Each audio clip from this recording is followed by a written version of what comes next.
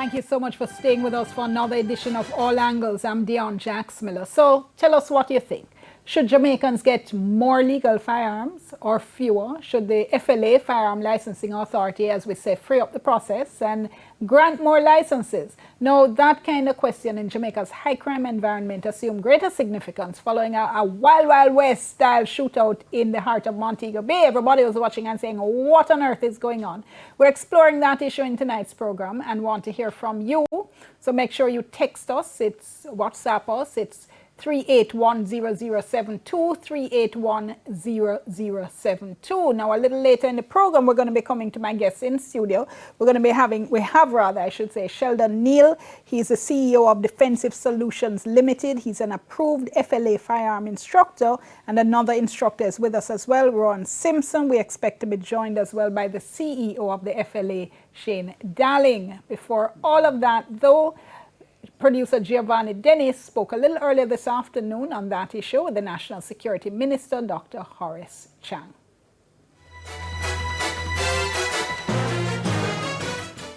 I'm not dealing with a numbers issue in terms of licensing. I'm looking at some minimum service standards for the agency. And that may in fact make some effectively change the whole delivery of license to individuals. On the one hand, I'm looking for increased efficiency so that once a citizen applies for a firearm license, they get a response in a reasonable time. The long, uncertain wait is not in the best interest of any service the government provides. And sometimes they wait all 2 years. On the other hand, I'm going to ask for increased due diligence and for a citizen applying for a firearm license. It's still a major responsibility. So in addition to the routine that they do now with the NIB, I expect the board, which will have to be carefully appointed, that if they feel that they have to do even psychometric tests, they're allowed to do so to provide their citizen with a license. Because you cannot have any citizen who is so inclined that they might pull their firearm and discharge it against the law in a public space, be allowed to get a firearm license. Some will get through, but if the due diligence is adequate, you will be able to mitigate that problem. So minimum service standards in terms of efficiency and improved due diligence may combine to reduce or increase the number of firearms. Just explain what you mean when you say a psychometric test. Just break down what. No, if somebody is reported to you to have aggressive tendencies, to be easily out of control, their current means of, professionals who measure that tendency, and may have to ask the individual to go through a more rigorous training or orientation on how to relieve them of the tendency, to shoot off at odd times. Getting a firearm license is still a significant issue. We see carrying a firearm as a big responsibility, and therefore those who are allowed to carry a firearm have to go through the required due diligence to ensure that we are giving someone who will carry it with in a responsible manner.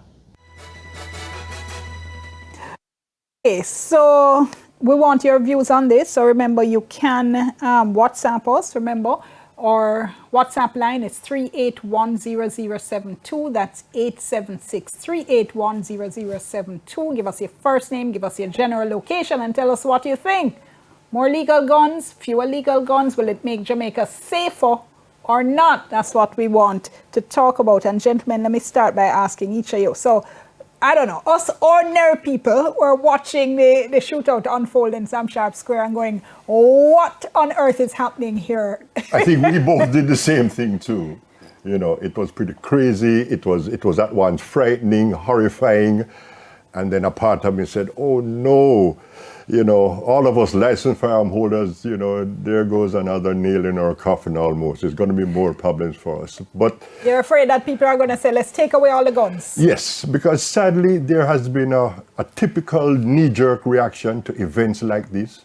Even though the events are few and far between, sadly, and it's human nature perhaps, so perhaps I shouldn't be so surprised. But there is a knee-jerk reaction. Oh my God, we need to open overhaul the whole thing, The sky is falling on the whole firearm issue. But do we? What about you, Mr. Simpson? What was your reaction watching it? Well, first thing in situations like this, I like to know the details.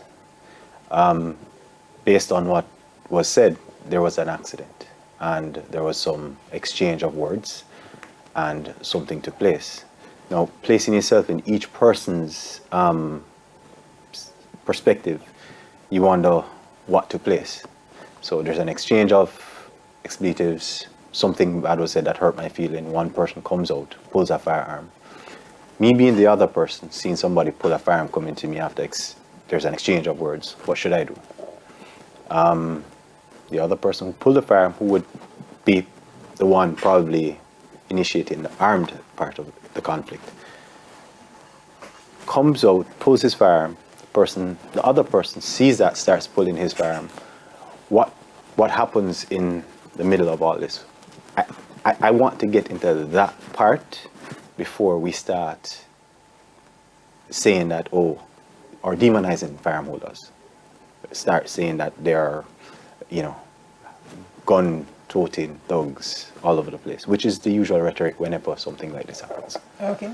So if I hear you correctly, you're saying, at least on the part of whoever drew second, there could be some justification, is what I'm reading in between the lines here. Could there be some justification if I think my life is in danger here, if somebody is pointing a gun at me? Well, if your life is if somebody pulls a firearm on you, what would you want to do? Would you want to sit there and say, okay, shoot me, go ahead? Or would you want to defend yourself?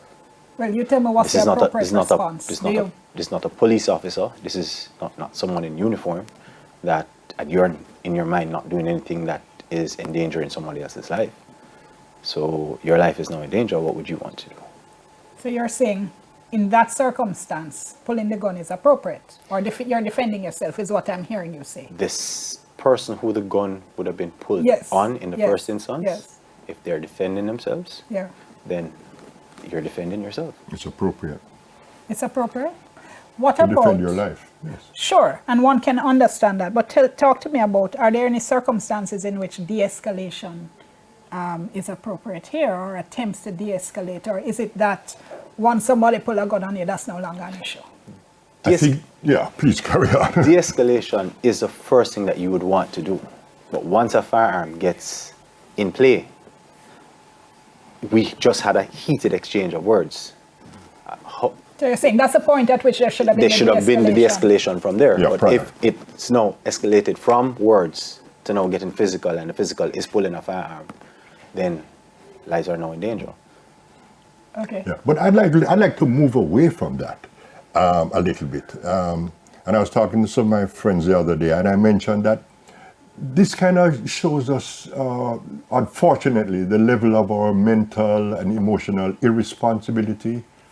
The fact that, probably we need to be talking more about this country, about mediation and how to handle arguments and situations better. Hold that thought, because I want to pick up on that, but I'm at the break, so let me go to the break, do a little bit of business, and then we'll come back. Remember our WhatsApp line, it's 3810072, 3810072, soon come.